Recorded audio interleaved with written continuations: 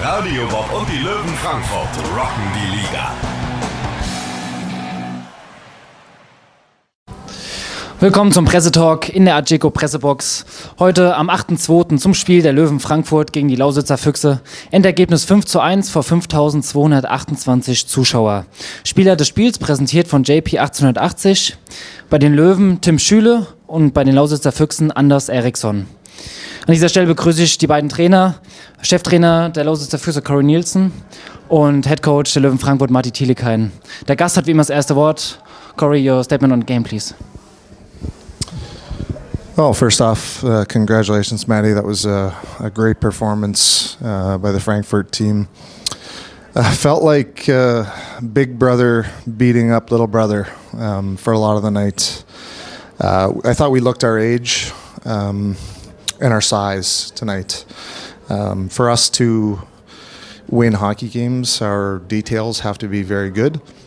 And I thought, tonight especially the second and the third period, our details were not very good. First period, I thought we came out, played with a lot of energy, did a lot of good things. But yeah, a lot of mistakes, especially when you're in your own zone playing against a team that's much, much bigger, probably a little bit more talented. If you don't establish the position on the right side of people, it's really tough to recover. So,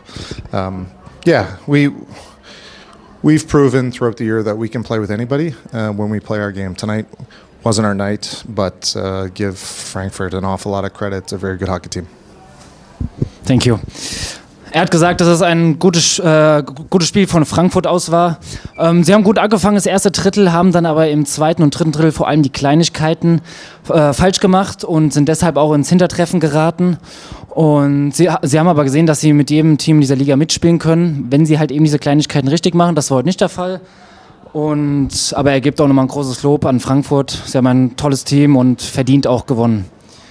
Matti, your statement, please.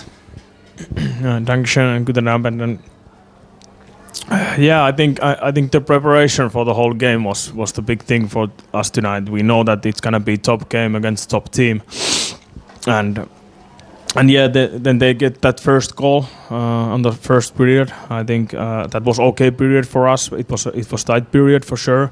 And then in the second we tried to keep tempo a little bit higher and win those 50-50 pucks plus like I think those details what Corey just talked. We try to get them a little bit better, that we can control the game a little bit better. And I think we did that well.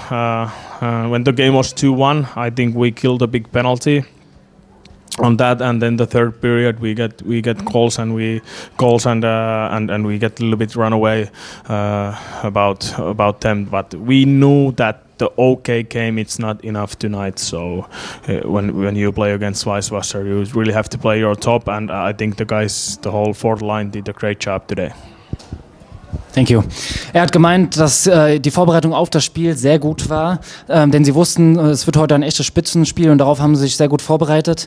Im ersten Drittel war es aus seiner Sicht ganz okay, aber da war Weißwasser auch besser im Spiel und ist auch zu Recht 1 in Führung gegangen. Im zweiten und dritten Drittel haben sie dann das Tempo erhöht und eben die Kleinigkeiten, die Weißwasser nicht gut gemacht hat, haben sie umso besser gemacht und sind dann letztendlich im dritten Drittel davongezogen. Und deswegen ist er glücklich auch über den Sieg. Corey, your team scored only not more than 2 goals the last 5 games. What are the reasons for that? There's a lot of reasons. Our lineup changes every night. We've had a lot of injuries. Our top players have probably been playing a little bit too much, especially how we play. And our power play's been poor.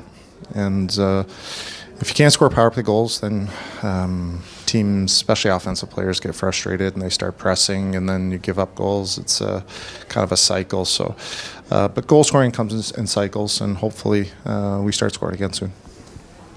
Thank you. Ich habe ihn gefragt, dass sie die letzten 5 Spiele nie mehr als 2 Tore pro Spiel geschossen haben, woran es denn liegt. Und er meinte, dass natürlich es auch daran liegt, dass sie viele Verletzte haben, eigentlich jedes Spiel die Reihen umstellen müssen. und dass viele Topspieler doppelt so viel Eiszeit erhalten wie gewöhnlich und deshalb auch teilweise platt sind und dann eben die letzte Konzentration im Abschluss fehlt. Und zudem ist das Powerplay aktuell nicht gut und das frustriert dann mit der Dauer, mit der Zeit und die Spieler denken darüber nach, aber er hofft, dass es jetzt demnächst dann irgendwann der Bann bricht und wieder besser wird. Matti, how did you see David Skokan tonight?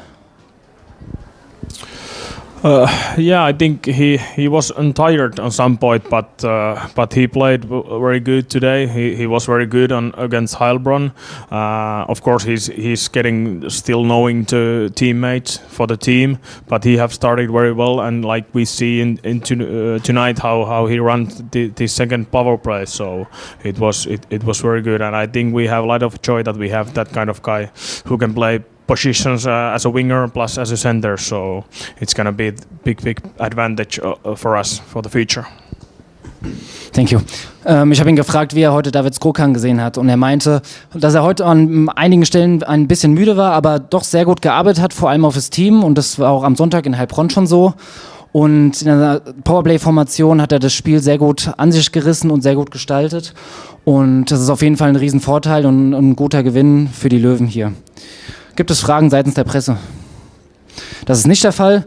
Dann noch die anderen Endergebnisse. Die Dresdner Eislöwen gegen die Bayreuth Tigers 5:4. Kaufbeuren verliert daheim gegen Tölz mit 3:4 nach Verlängerung. Die Kassel Huskies unterliegen daheim den Eispiraten Grimmitschau mit 4:8. Und die anderen Spiele waren eben noch im Laufen. Deggendorf gegen Freiburg 2:2.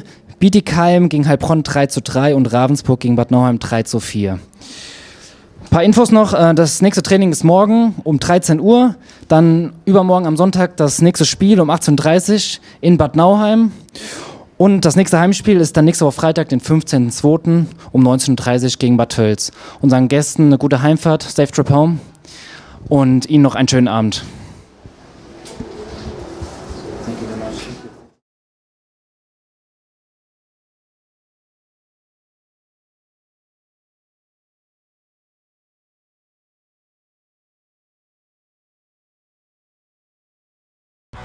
Radio Bob und die Löwen Frankfurt rocken die Liga.